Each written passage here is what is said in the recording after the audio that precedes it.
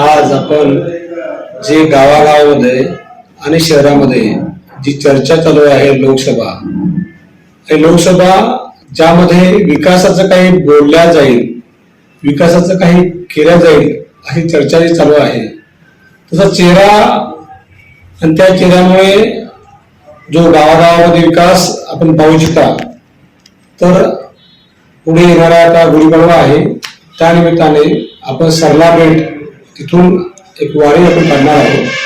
त्याचं नाव JR वारी, शिववारी. म्हणजे जे आपल्या छत्रपती शिवाजी महाराजांनी गावगाड्यामध्ये विकासासाठी जे स्ट्रक्चर तयार केलं होतं, ते जातीपातीच्या पलीकडे होतं, ते पुन्हा सुरू व्हावं आणि जे देशामध्ये आपल्या आदरणीय पंतप्रधान यांच्या नेतृत्वाच्या मध्ये जो विकास गंगा चालू आहे, जी विकास गंगा आपल्या महाराष्ट्रामध्ये येऊन पश्चिम महाराष्ट्र असेल किंवा विदर्भ असेल तिथे येऊन ती थांबते आहे. आणि ते विकास आपल्याला जर आपल्या शहरामध्ये, आपल्या मराठवाड्यामध्ये आणत असेल तर त्याला खंबीर नेतृत्व, त्याच्या शहराशी, त्याच्या ग्रामीणशी नाळ असेल, जो समजूतदार असेल आणि सर्वांना घेऊन चालणारा असेल, तो पाहिजे अशी लोकांची इच्छा आहे. सर, आता निवडणुकीचे वारे वाहत आहेत आणि सर्वच पक्ष तयारीला लागले, तर तुमचं पण नाव चर्चेत होतं, तर तुम्ही निवडणूक लढवणार का लोकसभेची? निवडणूक मी लढवावी हे माझं जरी टार्गेट नसलं तरी जनसमुदाय, लोकमानस सर्वांची अशी अपेक्षा आहे की चांगला चेहरा आपण आहात. आपल्या मार्फत चांगली सेवा आजपर्यंत आरोग्याच्या मार्फत असेल किंवा वकिली मार्फत असेल आपल्याला गावागावामध्ये मिळालेले आहे. तर त्या धर्तीवर आपण तो चेहरा पुढे यावा. जवळपास 78% म्हणजे 78% रिपोर्ट आहे तो असं दर्शवतो आहे. त्यामुळे आपल्याला त्यांच्या विचारांचं मान ठेवून आपल्याला पुढे जाणे गरजेचे आहे असं मला वाटतं.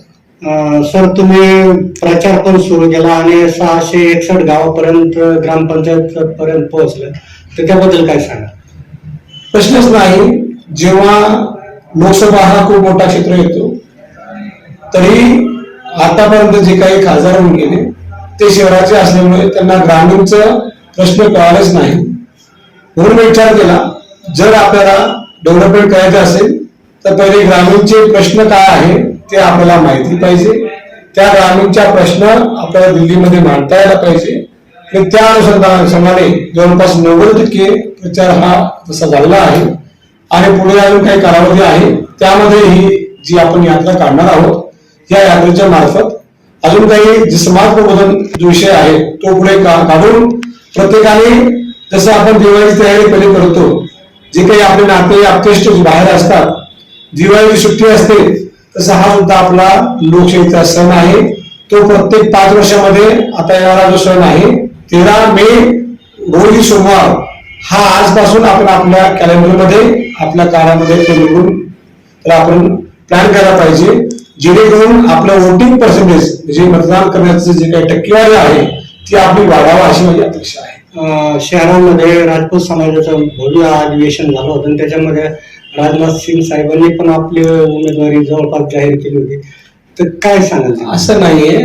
राजपूत समाज हा खूप मोठा समाज आहे. महाराष्ट्रामध्ये 90 लाख ते 1 कोटीपर्यंत त्याची लोकसंख्या आहे.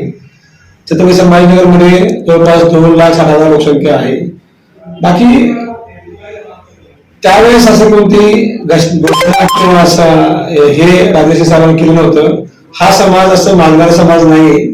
आणि नक्कीच फक्त जेव्हा स्वाभिमानाचा विषय येतो, जेव्हा आपल्या मातृभूमीच्या सेवेचा विषय येतो, जेव्हा होणारा अन्याय हा असेल, असं आपल्याला डॉक्टर बाबासाहेब आंबेडकर साहेबांनी सांगितलेलं आहे की जर अन्याय करणाऱ्यापेक्षा अन्याय सहन करणारा हा जास्त गुन्हेगार असतो. आणि आपल्यावर मराठवाड्यावर होणारा अन्याय, आपल्या शहरावर होणारा अन्याय असेल, आपल्याला पुढे येणं हे गरजेचं आहे. ते आपल्याला जावंच लागेल. आपल्याला धार्मिक संघटनेतून मोठा पाठिंबा मिळत आहे, जसे बंतीचे आहेत, महाराज आहेत, तर याबद्दल काय सांगणार आपण? नाही, जेव्हा आपण निस्वार्थपणे कार्यासाठी बाहेर पडतो तेव्हा प्रभूंच्या मार्फत असे बरेच काही हात असतात, ते दिसत नाही, ते आपल्याला सपोर्ट करतात. आपल्याला सांगू इच्छितो, लोकशाही सुद्धा हे गुप्त मतदान असतं. जरी बाहेर काही लोकांचा सपोर्ट नसेल, आतून खूप जास्त सपोर्ट आहे. आणि यावेळेस जो विजय आहे तो सत्याचा होईल.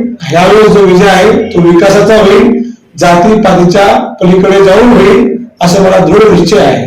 पक्षाकडे आपण काय उमेदवारी मागितली? आज आपल्याला सांगू इच्छितो, आज भारतीय जनता पक्षाचा स्थापना दिवस आहे. आणि भारतीय जनता पक्ष आणि नरेंद्रजी मोदी साहेब आपल्या पंतप्रधान यांचं तत्वच आहे की सेवा आणि त्याग या भावनेतून हा पक्ष झाला आहे. त्याच्या समर्पणामध्ये, त्याच्या विचारधारामध्ये आपण जवळपास लागू होतो. आणि जर आपल्या शहराचा विकास हा जर विषय तिथे मांडला गेला असेल तर नक्कीच ते कुठेतरी जुळून येऊ शकतात असं मला अंदाज आहे. आणि देवाच्या कृपेने 77 ते 78% लोकांना अशी आशा आहे. निवडणूक लढवण्यावर तुम्ही ठाम आहेत? जेव्हा एखादा अन्याय हा खूप जास्त होतो, आपले साधे व्यक्तिमत्व जसे की आता जरांगे पाटील साहेब आहे, जेव्हा अन्याय खूप वाढला तेव्हा आपल्याला उद्रेक करावा लागतो. आणि त्या उद्रेकच्या भावनेमध्ये आज आपली इथली जनता आहे. उद्रेक कसा करावा, काय करावा हा वेगळ्या पद्धतीचा असतो. पण लोकशाही हा एक मार्ग आहे. उद्रेक न करता आपण तिथे जावं आणि आपल्या अन्यायासाठी लढावं, हे असं मला वाटतं. चालेल, धन्यवाद. Okay sir, thank you. Subscribe now and press the bell icon. Never miss an update.